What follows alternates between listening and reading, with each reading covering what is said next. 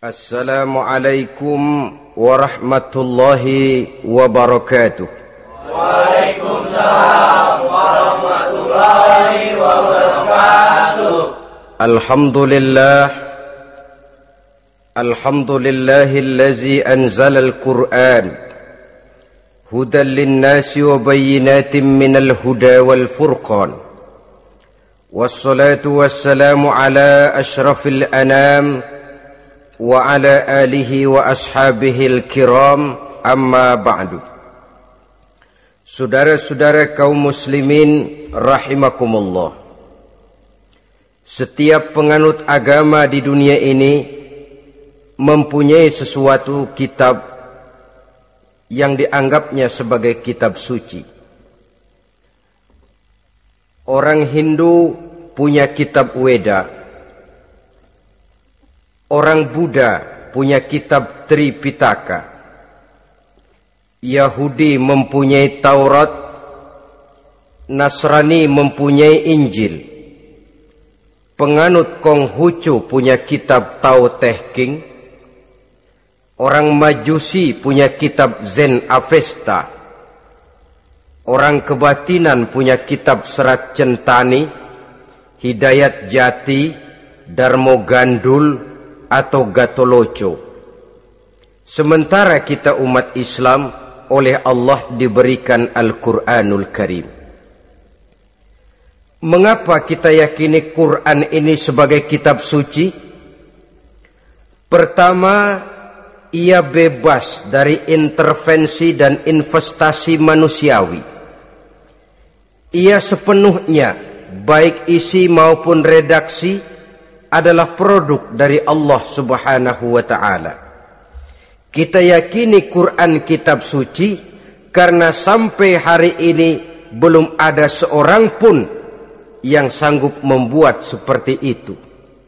Suatu kitab hanya dinamakan suci kalau dia bersih dari investasi dan intervensi manusia.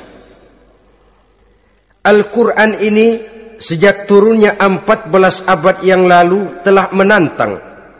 Wa in kuntum fi raibim mimma nazzalna ala abdina fa'tu bi suratin min misli. Apabila kamu ragu-ragu terhadap kebenaran Quran yang kami turunkan kepada hamba kami Muhammad, atau kamu menyangka Quran itu cuma bikinan Muhammad saja, cobalah kamu buat satu surah saja semacam Al-Quran. Apabila kamu tidak mampu melakukannya seorang diri, wada'u syuhada'akum, ajak seluruh teman-temanmu. Sejak tantangan ini turun 14 abad yang lalu, sampai hari ini tidak seorang pun yang sanggup membuat satu surah saja semacam Al-Quranul Karim. Barangkali belum pernah ada yang coba-coba. Sudah. Di antaranya apa yang dilakukan oleh Musailamah Al-Kazzab. Dia mencoba membuat satu surah semacam Al-Quran yang kalimatnya sudah berbentuk bait-bait syair, tapi isinya jauh panggang daripada api. Yang kedua, kita yakini Quran sebagai kitab suci karena isi dan ajarannya sesuai dengan fitrah manusia. Suatu kitab dinamakan suci kalau ajarannya sejalan dengan fitrah manusia. Misalnya, manusia secara fitrah, kalau dia laki-laki normal nafsu kepada perempuan, itu fitrah. Perempuan suka kepada laki-laki, itu fitrah. Kalau ada kitab suci tapi melarang manusia untuk kawin, kesuciannya perlu diselidiki. Quran kitab suci sejalan dengan fitrah manusia, maka ia menganjurkan manusia yang mampu untuk melangsungkan perkawinan. Contoh lain, secara fitrah manusia perlu makan. Kalau ada kitab suci yang melarang manusia puasa saja siang malam terus menerus, itu kan sama juga nyuruh orang mati. Quran sesuai dengan fitrah manusia, maka dalam Islam puasa wisol, puasa ngableng apa itu istilahnya, puasa nyambung, Dari pagi sampai sore, sampai malam, sampai pagi lagi puasa terus. Bukan saja tidak boleh, malah haram hukumnya. Kenapa? Itu bertentangan dengan fitrah manusia. Yang ketiga, kita yakini Quran sebagai kitab suci karena isinya tidak kontroversial. Isinya tidak saling bertentangan satu sama lain. Di ayat manapun Quran mengajarkan Allah itu Esa. Satu kali dia berkata haram, dia akan tetap berkata haram.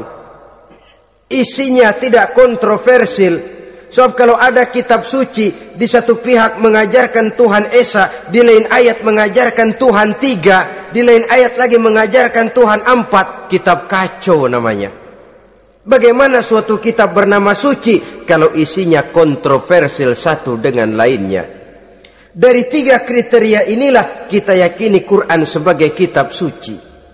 Masalah yang akan kita bicarakan pada pertemuan kita kali ini, bagaimana sikap kita terhadap Al-Quranul Karim sebagai kitab suci. Berangkat dari sebuah hadis di mana Rasulullah sallallahu alaihi wasallam pernah memberikan tawaran. Beliau bersabda, "Man ja'ala al-Qur'ana amamahu qadahu ilal jannah, wa man ja'ala al-Qur'ana khalfahu saqahu ilan nar." Siapa yang menjadikan Quran sebagai imam, maka Quran akan membimbing dia ke dalam surga. Tetapi siapa yang menjadikan Quran sebagai makmum, maka Quran akan mendorong dia ke dalam neraka.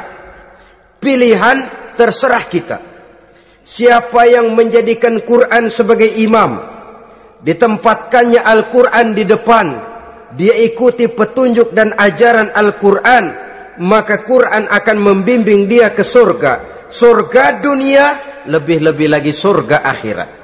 Tetapi sebaliknya, siapa yang menempatkan Quran di belakangnya, dia belakangi Al-Quran, dia belakangi perintah dan ajaran-ajaran Al-Quran, dia perturutkan hawa nafsunya dalam kehidupan ini, maka Quran akan mendorong dia ke dalam neraka. Ya, neraka dunia, lebih-lebih lagi neraka akhirat.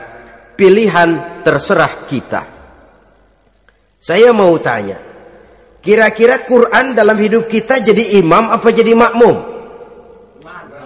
Imam apa makmum? Kalau Quran jadi imam, artinya kita umat Islam jadi makmum. Resiko dan logika tentu. Makmum harus ngikuti imam. Imam takbir, makmum takbir. Imam ruku, makmum ruku. Imam sujud, makmum sujud. Imam tahiyat, makmum tahiyat. Itu namanya Quran jadi imam, kita jadi makmum. Artinya dalam terjemahannya pada kehidupan, kalau merah kata Quran, merah kita kata. Hijau kata Quran, hijau kita bilang. Ke barat kata Quran, ke barat kita pergi. Ke timur kata Quran, ke timur kita berangkat. Halal kata Quran, halal kata kita. Haram kata Quran, haram kita bilang. Itu Quran imam, kita makmum. Nyatanya kadang-kadang kontras. Nyatanya kadang-kadang paradok. Merah kata Quran, hijau dong kata kita. Halal kata Quran, remeng-remeng kata kita. Ke barat kata Quran, ke timur kita pergi. Dalam praktek kita mau jadi makmum, Quran kita suruh jadi imam. Kita sesuaikan Quran dengan selera kita. Mana-mana ayat yang menguntungkan, mana ayat yang sesuai dengan mau kita, itu yang kita baca kuat-kuat. Itu yang kita canangkan ke tengah masyarakat ramai. Tapi manakala Quran itu bertentangan dengan nafsu kita, bertentangan dengan gaya dan kepribadian kita, kita umpetin itu Quran. Kalau kita cuma umpetin lumayan, kadang-kadang kita tuduh Quran ketinggalan zaman. Kita anggap Quran tidak relevan lagi dengan situasi dan kondisi. Kalau sudah begitu, sudah menyeberang terlalu jauh namanya. Saudara-saudara kaum muslimin rahimakumullah. Inilah makna hadis Nabi yang diriwayatkan dari Imam Ali bin Abi Thalib, bersabda Rasul, "Man qara'al Qur'ana fastazharahu fa ahalla halalahu wa harrama haramahu adkhalahul jannah." Barang siapa yang membaca Al-Quran lalu memperhatikannya, kemudian menghalalkan yang halal dan mengharamkan yang haram, maka Allah akan memasukkan orang itu ke dalam surga, ya surga dunia, ya surga akhirat.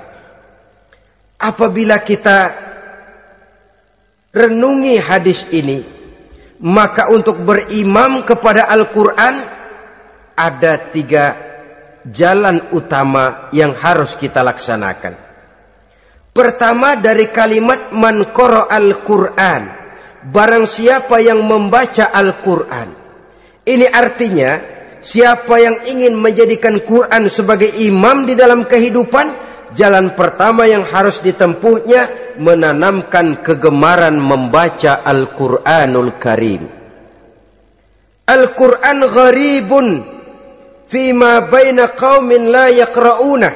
Quran akan jadi asing, Quran akan jadi aneh kalau terletak di tengah rumah orang Islam yang tidak suka membaca Al-Quranul Karim.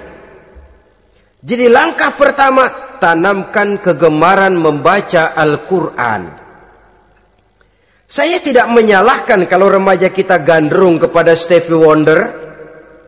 Baik kalau mereka senang kepada suara emasnya Michael Jackson atau suaranya Madonna. Tapi kalau sampai harus mengalahkan kecintaan mereka kepada membaca Al-Quran, ini ironi. Sebagai orang tua, kalau anak-anak kita buta huruf Latin, katanya menghambat pembangunan. Bahkan pemerintah saja menggalakkan bebas 3B itu. Buta aksara diantaranya, supaya rakyat bisa membaca huruf Latin.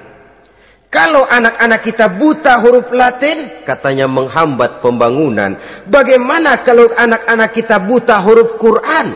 Jelas saja menghambat proses kesadaran dan kebangkitan dari dunia Islam itu sendiri. Satu contoh ringan. Dulu sebelum pembangunan merata, listrik belum lagi masuk desa, kampung gelap, rumah pakai lampu minyak. Kalau kita masuk kampung, terasa banyak orang Islam. Kenapa? Di rumah sebelah sana kita dengar anak muda sedang latihan baca rawi, sebelah sini ibu-ibu sedang selawatan, di rumah sana remaja sedang baca Quran. Pembangunan maju, listrik masuk desa, alhamdulillah. Tapi apa yang kemudian terjadi? Proses pergeseran nilai. Setelah listrik masuk desa, radio main kenceng-kencengan, televisi main gede-gedean, baca Quran sudah barang aneh, langka. Tengoklah sekarang kalau kita masuk kampung, ada yang remaja sedang baca Quran, rasanya kok aneh, nggak umum. Sesuatu yang baik malah menjadi nilai-nilai keanehan. Saudara-saudara kaum muslimin rahimakumullah, tanamkan kegemaran membaca. Dalam satu hadis Nabi pesan, nawiru buyutakum bitilawatil Quran, sinari rumah tanggamu dengan bacaan Quran. Sebab listrik ini cuma bisa menerangi gelap, tapi tidak akan sanggup menerangi hati manusia. Quran produk Allah, dibaca dalam segala keadaan, tepat dan pantas. Lihat saja, orang sedih baca Quran, terhibur. Orang gembira baca Quran, tidak lupa diri. Di rumah mewah ada yang baca Quran, bagus. Di gubuk reot di pinggir kali ada yang baca Quran, cocok. Orang kawin dibacakan Quran, bagus. Orang mati dibacakan Quran, tidak jelek. Dalam segala keadaan, in all season, bahasa kerennya, dia pantas dibaca. Saudara-saudara, bahkan orang sakit gigi pun kalau dengar baca Quran tidak marah. Coba lihat. Dia senang benar lagu Michael Jackson, tapi giliran sakit gigi, coba setelin lagu Michael Jackson, kalau nggak mencah-mencah.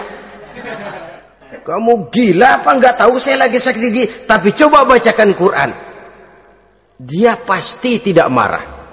Begitu besar daya pengaruhnya. Bahkan Abu Jahal sama Abu Lahab pernah rapat. Kata Abu Jahal sama Abu Lahab, Mas Lahab, gini loh mas. Kenapa? Ini saya pikir-pikir salah satu yang menyebabkan kenapa saudara kita banyak ikut ajaran Muhammad. Mereka kalau sudah dengar bacaan Quran terpesona. Jadi kita blokir saja. Caranya gimana? Kasih pengumuman kepada Quraisy, jangan sekali-kali mau dengerin Muhammad baca Quran. Kamu juga jangan. Dan kamu, saya pun begitu. Mari kita janji, tidak mau dengar bacaan Quran. Salaman, pulang ke rumah masing-masing. Dapat 1 hari tahan, 2 hari bertahan, 3 hari, seminggu ke atas, Abu Jahal mulai ada semacam rindu, kangen, pengen dengar ayat Quran. Karena secara pribadi dia mengakui keindahan gaya bahasanya jauh lebih tinggi dari kemampuan penyair Quraisy. Isi ajarannya sangat dalam dan menyentuh segi-segi kehidupan manusia. Nggak tahan Abu Jahal, kayak dikilikin hatinya. Keluar rumah mindik-mindik, ngumpet-ngumpet, ngempet di rumah Nabi, pengen dengar Nabi baca Quran. Rupanya Abu Lahab sama. Pikir Abu Jahal, Abu Lahab nggak bakalan keluar. Abu Lahab berpikir, Jahal pasti di rumah.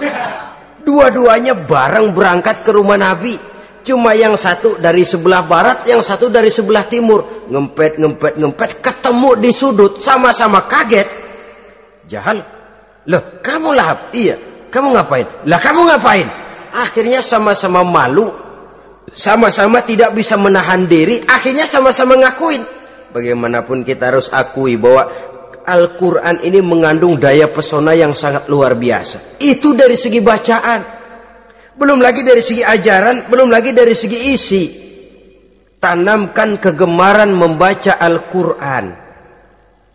Sampai-sampai Nabi katakan, Innallazi laisa fi jawfihi syai'um minal Quran kal baitil kharib.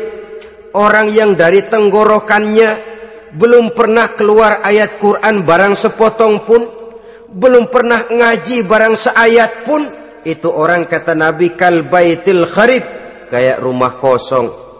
Rumah kan kalau kosong biar bagus, mewah, besar, perabotannya lengkap. Kalau kosong angker, setan kuntilanak memedi, betah benar di situ.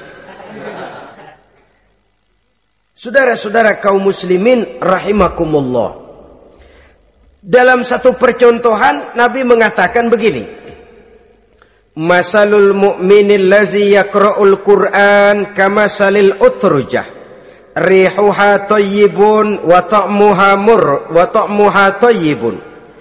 Orang mukmin yang suka membaca Quran adalah ibarat buah utrujah, baunya wangi, rasanya lezat. Kira-kira kalau di negeri kita buah apa utrujah itu? Semacam jeruk yang manis lah. Sudah baunya wangi, rasanya enak. Itu buah itu. Orang mukmin yang suka baca Quran kayak buah itu. Baunya wangi, rasanya enak. Artinya syiarnya hidup, isinya memang orang mukmin. Sebaliknya, wa masalul mu'minil lazi la yaqra'ul Qur'an kamasalit tamrah la riha laha wa ta'muha hulwun. Orang mukmin yang tidak suka baca Quran kayak korma. Rasanya emang manis, cuman kagak ada baunya. Artinya apa? Syiarnya kurang. Kalau orang belum tapi kenal kan kagak mau makan kurma. Kenapa? Nggak ada baunya. Daya tariknya kurang, walaupun rasanya enak. Kalau daya tariknya nggak ada, kan nggak ada iklannya, tidak ada syiarnya. Itu orang mukmin yang tidak suka membaca Quran. Ibarat buah, nggak ada baunya, walaupun rasanya enak. Orang kurang tergerak, kurang syiar, kurang daya tarik. Sebaliknya, wa masalul munafiq allazi yaqra'ul Qur'an kama salir raihanah rihuha thayyibun wa ta'muha murrun. Orang munafik yang suka baca Quran seperti buah raihanah. Apa itu? Baunya wangi, rasanya pahit. Orang munafik baca Quran kayak buah itu.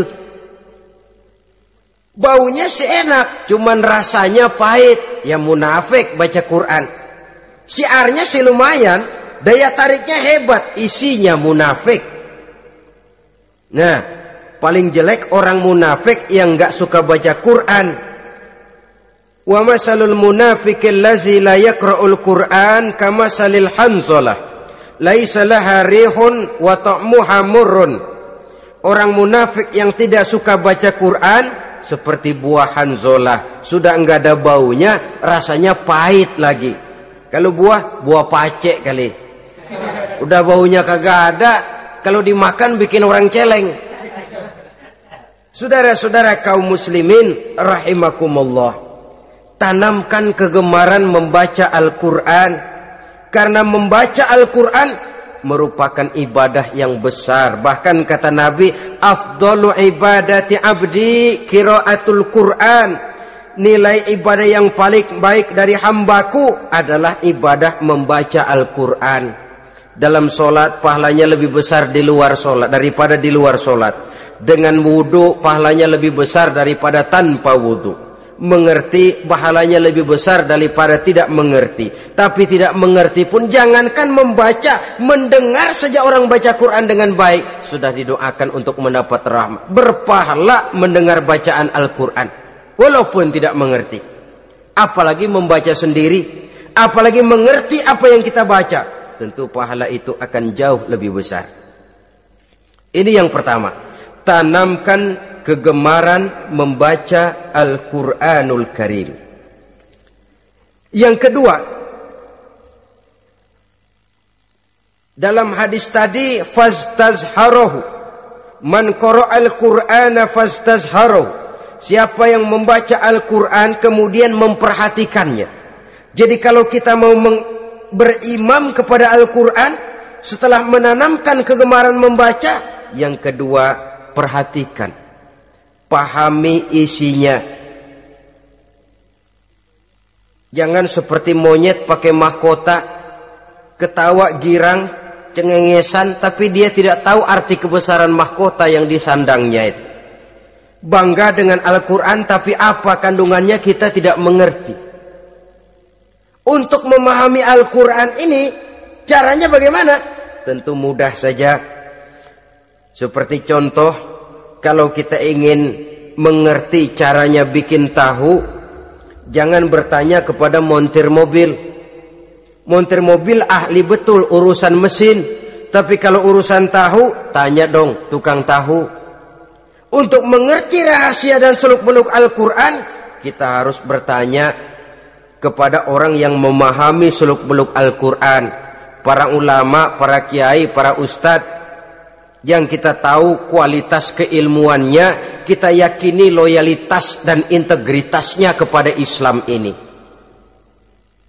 Kenapa? Ayat-ayat Quran itu elastis. Dia dibawa kemana saja mau. Ditafsirkan menurut kemauan orang bisa. Paling celaka kalau yang belajar tidak punya dasar, yang mengajar punya maksud lain. Sesat dan menyesatkan. Yang ngajar punya nafsu ambisi, yang belajar tikus budeg, yang memang tidak punya dasar apa-apa. Sekali belajar langsung tafsir. Cara wudhu yang baik saja belum ngerti, cara ruku dan sujud yang baik saja belum bisa, yang membatalkan sholat apa ndak bisa, ndak ngerti. Sekali langsung, ndak, supaya kita langsung saja belajar langsung Al-Quranul Karim. Tidak jelek, cuma akan lebih baik kalau sebelumnya ada unsur penunjang dari nilai-nilai keilmuan dalam Islam ini. Disinilah perlunya menghidupkan majelis-majelis taklim. Sebab kalau Al-Quran hanya dipahami dan dikutak-kutik menurut maunya rasio saja, kekuatan rasio terbatas. Saya akan khawatir nantinya akan timbul pendapat-pendapat di mana Al-Quran disesuaikan dengan otak. Bukan otak ngikuti Quran, tapi Quran disuruh ngikuti otak. Contoh yang dekat saja, kalau saudara ngukur kayu pakai meteran, itu kira-kira meteran ikut kayu apa kayu ikut meteran? Ayo, kira-kira kayu ikut meteran apa meteran ikut kayu? Meteran ikut kayu. Bagus. Kalau meteran ikut kayu, artinya nggak ada meteran benar di dunia ini. Kayunya kependekan, meterannya dipotong. Kan begitu toh? Meteran ikut kayu namanya. Bukan meteran ikut kayu, tapi kayu yang harus ikut meteran. Otak harus ikut wahyu. Jangan wahyu disuruh ikut otak. Manusia ikut Quran, jangan Quran disuruh ikut manusia. Dan kaum orientalis, ya, orang barat di luar Islam yang mendalami, mempelajari Islam dengan tujuan mencari kelemahan Islam untuk menghantam umat Islam, itu sengaja mencari ayat-ayat yang mereka kumpulkan untuk menghantam umat Islam, supaya mereka meragukan Qur'annya untuk kemudian pada suatu saat meninggalkan Qur'an sama sekali. Timbullah pendapat ada ayat Quran yang sudah tidak sesuai lagi katanya dengan situasi dan kondisi. Seolah-olah otak manusia sudah jauh lebih pintar daripada Al-Quranul Karim. Saudara-saudara kaum muslimin rahimakumullah, inilah yang kita berlindung dari Allah.